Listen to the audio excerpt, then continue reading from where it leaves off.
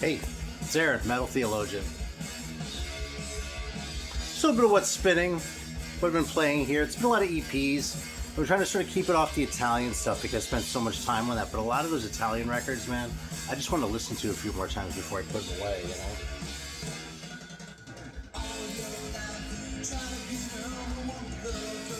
Yeah, I don't think I have any right in the front here, though, so maybe I can avoid that, but we'll see, man. I really do love my Italian metal. Right now,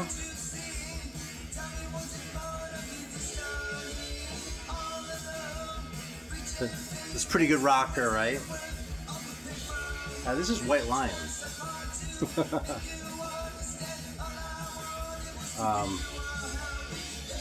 Yeah, look at those band shots, man. I'll tell you something.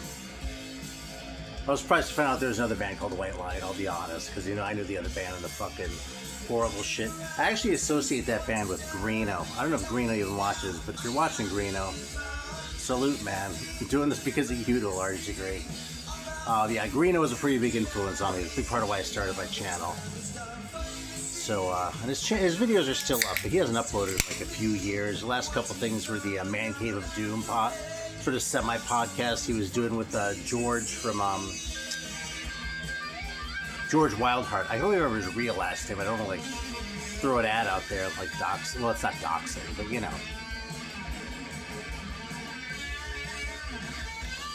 George Wildheart's cool too. He's probably a bigger Brittany Fox fan than I think is maybe appropriate for that band, but you know, makes him happy. I'm not gonna talk any shit. I mean, we're just talking about how Greeno's a big White Lion fan, so I was like, man. So anyway, never stomached those guys, man, but I just had to hear what the other guys sounded like, you know, especially when the drummer looks like this, which is kind of what a drummer should look like, you know, kind of swole, but kind of got a double chin too. Not that I'm talking any shit or anything here, but you know. Anyway, where are these guys from? New York. I feel like I've been coming across a ton of New York bands lately. Maybe it's just like when you're looking for it, you know, like 11:11, you start thinking about it and you see it everywhere and shit like that. It's probably something like that going on, but yeah. So anyway, man.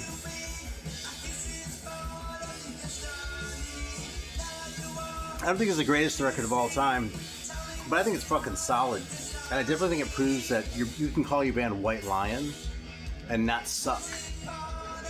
Not like fucking hokey-ass ballads about children crying that just like... And let's just be honest, that fucking nothing to do with metal. It's just like fucking bullshit, you know? I was talking about this with Scott Waters earlier a little bit, you know? One of my experiences with metal is, you know, I got really into it like in the 80s when I was living in Germany. And all my friends were into metal and shit too, and it was like the hardest, you know, we were like into the heavy shit, you know? And I was still religious then, so I was like quite hardcore. I have to go for like the Slayer and shit, but I was on like the Megadeth and like the Metallica and the Testament and shit like that. I even like Onslaught. Yeah, so there was one friend that sort of in our group of friends whose family kind of had money and they had a satellite dish and you get MTV from the States, so he got into Guns N' Roses. And we used to like make fun of him for it's like fucking Guns N' Roses. It's that poser shit you're listening to, man. Fuck that shit, man. So when I moved back here and I was like, oh yeah, I like metal, and they're like, oh, like Guns N' Roses? I was like, what the fuck? What fucking planet did I just move to, you know? And it was like back to like the same town we lived in before we moved. So it was like, it was familiar but totally unfamiliar, which is actually a whole experience in itself, you know? In a way, moving back to the States was harder than moving to Germany was as a kid. Because when I moved to Germany, I didn't have any expectations. When I moved back to the States, I had a ton of expectations. You know, I thought shit was going to be the way it was before. But, you know, my friends had sort of moved on and shit, and it was like, it was just different things. So, you know, I kept collecting records. And, yeah. But fucking White Lion is kind of a new one to me. So I pulled this bad boy out, man. I've been kind of digging into some of these really grubby bands, man. Fucking Parabellum. Probably the best known band from Colombia. And these guys, I mean, this shit is rough, you know, and it earns its reputation, you know what I'm saying, as far as being like some of like the harshest shit. I don't know if ultra metal is really a good like designation for this kind of shit. You see at the Columbia band, excuse me, the Columbia band's being called like ultra metal, like these guys, and like Reincarnacion, who I like even more, and like Blasphemia and shit like that. Yeah, so these guys are kind of the biggest of the lot, and maybe the shittiest too, actually, because these guys were really rough. Like, the musicianship is really kind of dire on this thing. But it's its own thing, man, and it makes sense, you know? It's a really hard record. It's a really rough record. And by the way, this isn't an original. Just, like, transparency here. This is like a little 2-in-1. It has, like, the cover of a Sacrilegio on the front. And on the insert, it has the cover for Mutación por Radiación. But, yeah, even his lyrics in there. How about that shit? Yeah, so I don't know about the provenance of this record, like how legitimate it is or whatever, but when it comes to a record like this, what even counts as legitimate, you know what I mean? So, anyway, I don't reach for this kind of shit really often, man, but I do appreciate that kind of shit, you know what I mean? The record just like, the sheer balls, you know, like the Vaughn record I showed last time. I just listened to that earlier today, too.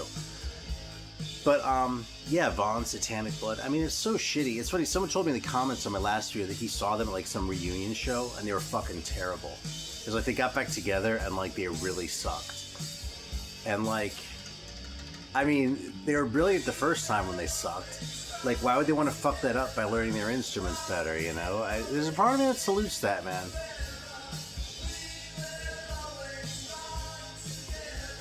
You know, I got into the Fugs pretty early, you know what I mean? I was probably in my late teens when I got into the Fugs. And the Gods, too. I might have been in my early 20s by the time I was able to track anything down by the Gods. This is the Gods from New York with a G, the ones that really sucked. Not the Rock and Roll Machines from Ohio, who were kind of corny but fun, also with a Z. But yeah, the ones who were on ESP, the ones who actually put me onto the ESP label before I ever got into jazz and sort of realized like how huge and important the ESP label really was for having put out all that Albert Eiler shit, and you know, I guess that Pharoah Sanders like first solo record, and oh, what else? Fuck, I can use that Ram Blake one. New York Art Quartet. Giuseppe Logan is another favorite, man. Fucking everything on Byron Allen Trio is great. Anyway, for a long time, ESP for me was really just the Fugs and the Gods.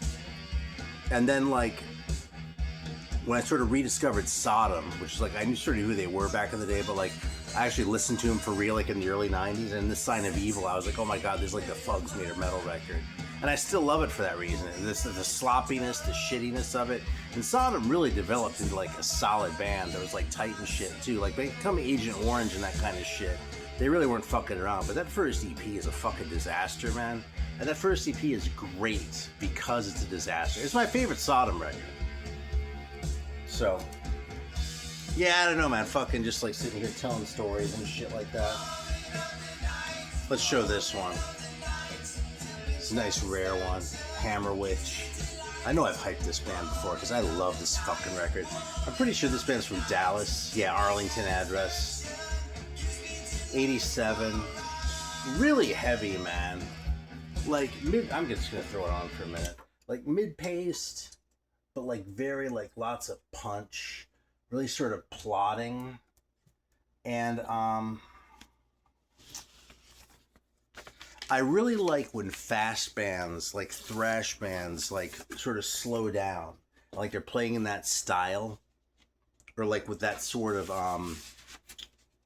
with that sort of sound, I guess, overall is what I'm trying to say. That just sort of, like, it sounds like it's a thrash recording, but they're just not playing at the same pace, you know what I mean? And that's, like, what this whole record is, you know what I mean? I wouldn't call this, like, a thrash record, necessarily. But it's sort of, like slow, and it's, like, the fucking... It's the best shit. There might be an ad on it. That's what I feel like has got one put on a video before because of these guys, but fuck it, man. We'll all live. Fucking Hammer Witch is so good. What a funny name, too, you know? How about that cover, too? I mean,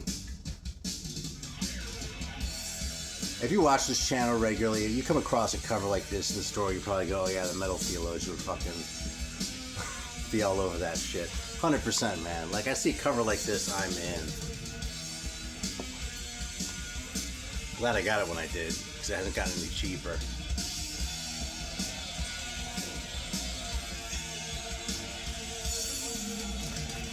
Here's another one. I haven't pulled this out in a long time, actually, but Marty mentioned it on Metallurgy last week, and I haven't pulled out the Eyes of Horror in a long time, man. It's, in the past, I've tended to look at this record sort of through the lens of, like, Seven Churches. And Seven Churches is just, like, such, like, a masterwork as far as, like, establishing its own sound, you know what I mean? I think the whole, like, is it the first death metal album? I think it's kind of a dumb argument to have, honestly. But it definitely was carving out its own lane, you know? And by that standard, this record sounds a little bit ordinary. But if you take that out of it and just listen to this is a great fucking EP. The songs are good. The production is clean, but it's not so clean that it, like, fucks it up. You know what I mean? It just sounds, like, crisp and speedy. I just noticed the guy's wearing a fucking Eliminator shirt. It's funny. Started to distract me noticing on the back cover. I guess I'm not the only one who, like, fell in love with that record when I was a kid. What a great cover, too, you know? I mean, you kind of missed the cross behind the old, but, you know, you get a little bit older. Start trying to do a little bit more of the cover art than you did with Seven Churches. Anyway, this is a really fantastic EP, so don't snooze on it, man. My favorite is still Seven Churches. Seven Churches is a classic, you know what I mean?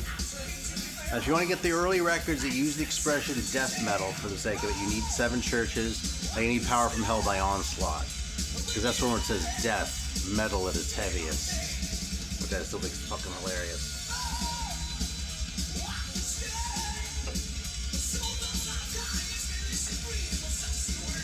So cool, man.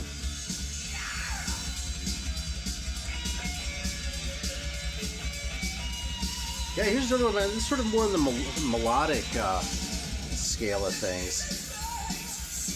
Ironhawk, to the point. It's a great record. Actually, I have a little story about this one. And the other actually record that's involved is here, if I can find it. So I can tell a little story here.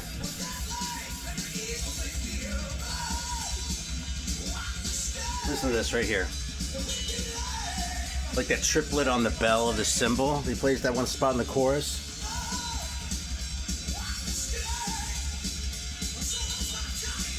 Love that shit, man. Like little things like that make a record great. Alright, so back like close to 25 years ago now, when I was getting into this shit. And there were a lot of deals to be had on records, thanks to Martin Popoff, who put out a collector's guide under Goldmine's auspices.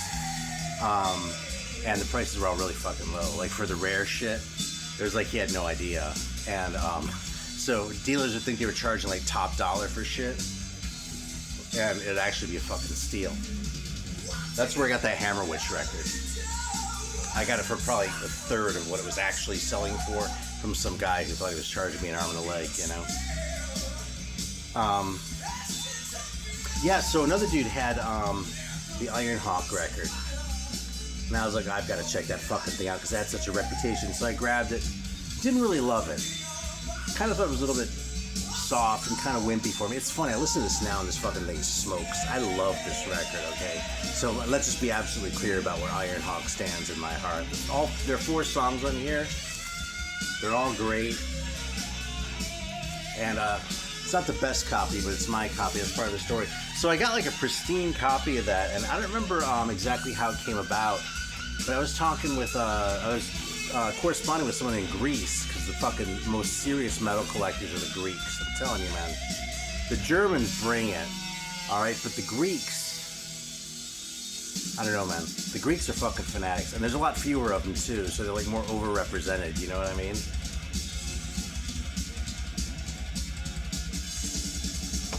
So there's a Greek guy, he really wanted it, and he offered me a Zen Venom in trade. So I ended up going for it because I figured this is some fucking Australian thing, and like I needed that for the cover anyway. But I also like this was kind of more up my alley. And I do love this fucking record. Where's it from? I think it's from like Adelaide or something like that. I think last time I showed this again. Yeah, Adelaide. Anyway, there's the back. So I went for the trade because I figured, you know, what the hell. Here in the U.S., I'm gonna have an easier time finding. I'm more likely to stumble across another Ironhawk than I am a Zen Venom. Okay, and sure enough, this is the only copy of the Zen Venom record I've ever seen. Then, like, you know, a year or two goes by or something like that, and this one turns up. It was actually online too, and it's a little bit rough, so it was priced cheaper. But you know, it was totally a price I was willing to pay, like, to get this friend back, because I kind of missed him at that point. You know what I mean? And like I appreciated him more. So there's some kind of big marks on this bad boy, honestly, but it plays through just fine. And it's a cool ass record, man. But I'll tell you, even Australians don't necessarily know Zen Venom, so not to like shit on you if you're watching from Australia. I love you all. And some great records have come out of your little corner of the world there. So, yeah, so that's the story. That's how I came up at having a Zen Venom and an Ironhawk. There are only a few records I've kind of let go over the years, like metal, like top tier metal records. I've always ended up going back and like reacquiring them one way or another because I missed them. I was just like, oh fuck, you know, I can't do that, you know. I have a few stories like that, but that's probably the best one, the one where I got the Zen Venom for the Ironhawk.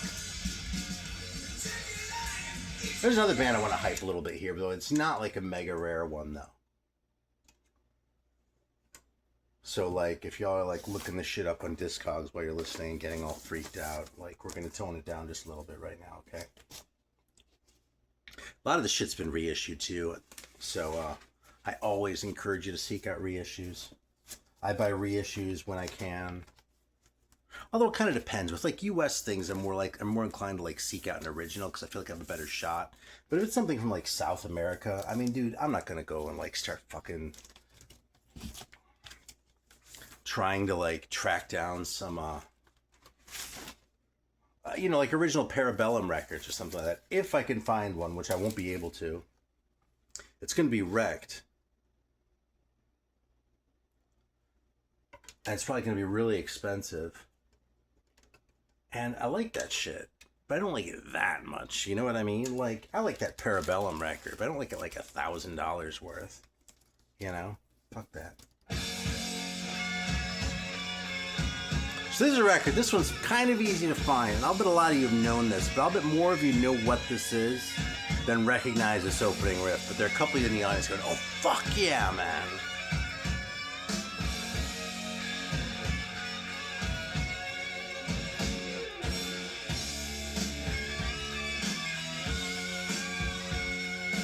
These fucking guys, man, all glammed out. And who is this? It's the mighty Odin. This EP is so good, man. Has 6 songs. I could do without the ballad Shining Love. But even that isn't terrible, man. All of the 5 of the other songs on this are great. Like, you think a song called The Writer wouldn't be good? You'd be mistaken. Because this is it right here. What an intro already, right? I actually saw these guys live once when I was living in LA. I saw them at the Troubadour. And they were really good, and this was like 2003-ish. Their hair wasn't like that anymore, but he could still sing. Randy O, I think his name was. Yeah.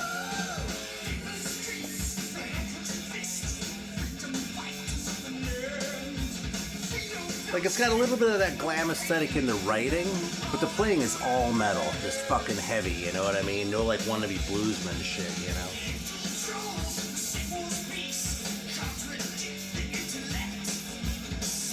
This record kicks out. You can probably still find this record for $20.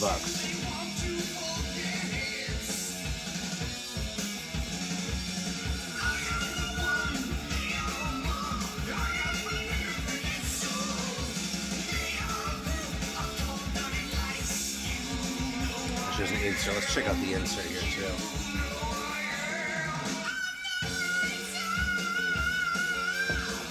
Yeah, just collage. To fool you into thinking they're a thrash band, maybe. Awesome record, man.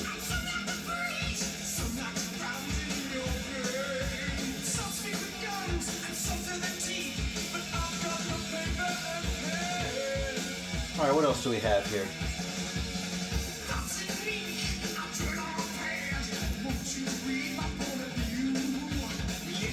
Here's another one. This record is, it's funny, it's a private pressing, it's early, 1980, but it doesn't seem to have ever gotten expensive. This fucking Beowulf record, I think I paid $20 for this 25 years ago, and I think you could probably still get it for $20 now. It just doesn't seem that hard to find. I don't know how many they might have done. They definitely look like they had a foot in the 70s, right? And is this the best record ever? No. It's no Zen Venom, and it's no Odin either, frankly. But you know something? It's kind of a cool record, and I sort of want to give it its due a little bit here, because it's one, I don't know, man. You know, I was just digging through my shit, and I found it in there, and I haven't listened to this in fucking years, so let's see if I like it more now than I did last time. And I think I probably like it about the same as I did last time, but what it reminded me is that I liked the record, you know?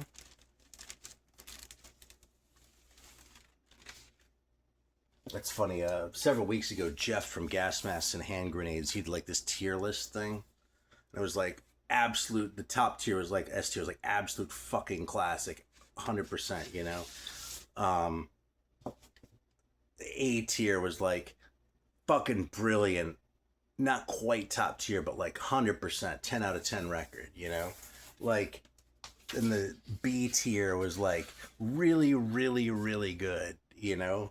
And then C tier was like, not great, but it's still like a 7 out of 10, like perfectly enjoyable record. And then like below that was just like, you know, everything else. And people were kind of shitting on him a little bit for like having like the, having it be so like superlative and then just sort of a throwaway at the end. But that's kind of how I look at my records, man. You know, I can usually find a reason to like a record. You know, there's usually something cool about these things, you know, which is part of why it's so fun to dig and find more and more shit, you know what I mean? That's why I like finding new bands more than going deep in a single band's catalog, you know? I'm never going to show you the new fucking Megadeth record, because I don't give a shit, man. Those fucking guys are washed up 40 years ago, you know? I don't need to, maybe not quite 40, but close, you know? I don't need to come on here and be like, oh, well, this one's really kind of a bummer, Mustaine's really getting old. It's like, yeah, no shit, you know what I mean? I'd rather talk about a band like this, who were young and hungry when they made this record, you know? But this record may not be as great as Peace Sells, but this is pretty rockin', you know? If you do that, like, new wave British heavy metal, sort of hard and heavy sound, this pretty much delivers, you know? And I'll bet a lot of you have seen this record and snoozed on it. I'll bet a lot of you, like Alan, are very familiar with this record, but kind of like didn't give a shit because people don't really seem to give a shit about it, you know?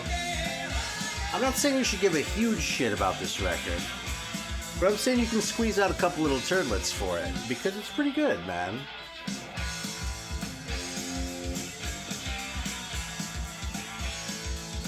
So this is my other little project that I sort of have going on right now. So I've been trying to like understand melodeath. Okay, I think it's funny that it's called that, melodic death metal. But like, I'm not the biggest death metal guy. I do really like death metal. And you know, like bands like Suffocation totally makes sense to me. Immolation is great. Deicide, of course. You know what I mean?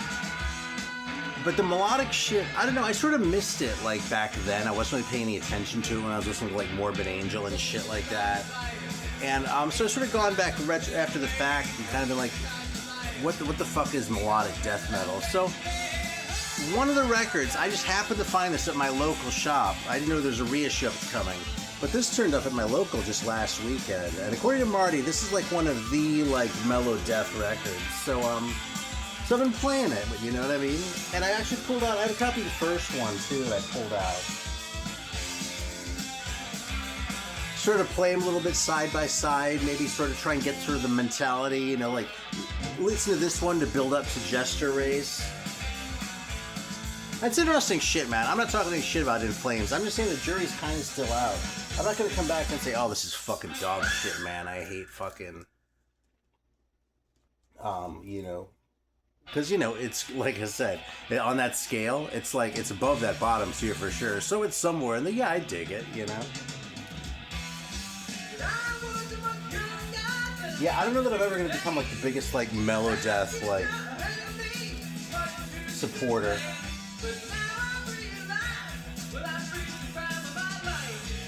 But some really good shit. You know, some good shit is fucking Armies of the Night by Stormtrooper. And, yeah, I think we're gonna fire this up for a minute.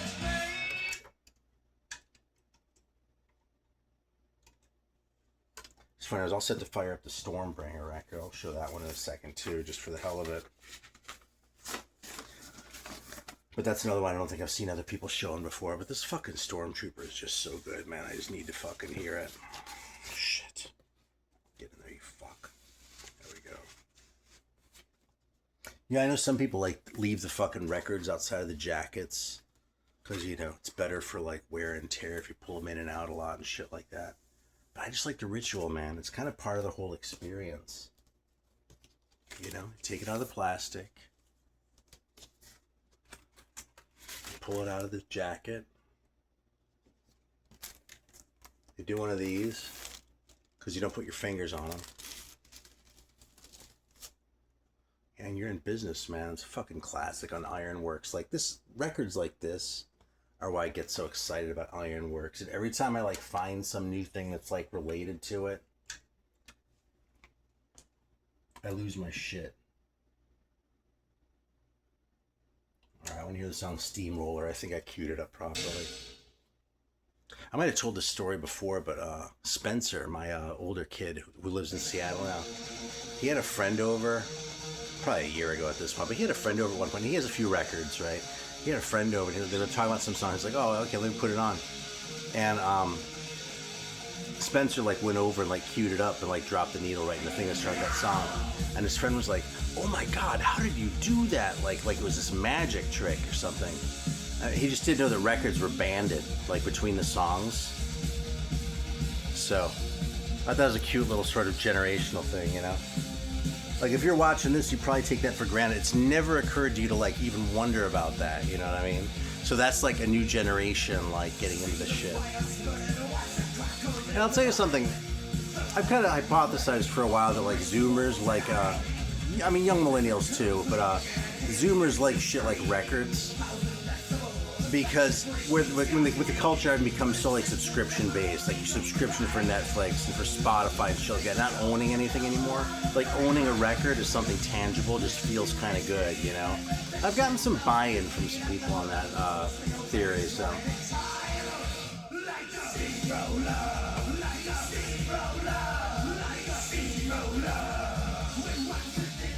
It's so fucking good, man.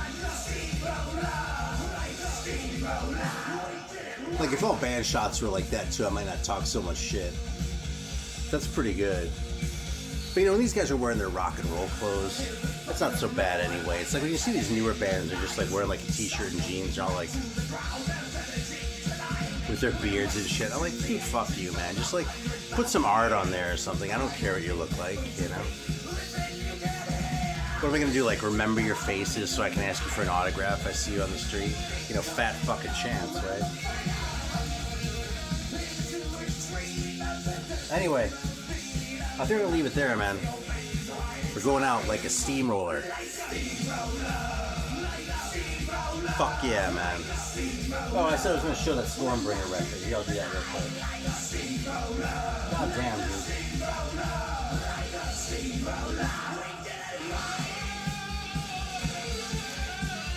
There it is. I was going to talk about this one too, but I forgot. This is like the third video. Actually, no, I was doing the Italian shit, but yeah, save it for next time, man. Thanks for watching. Totally appreciate it. Appreciate everyone who watches and leaves comments and everything else. Good vibes all around. Always appreciate it. Take care.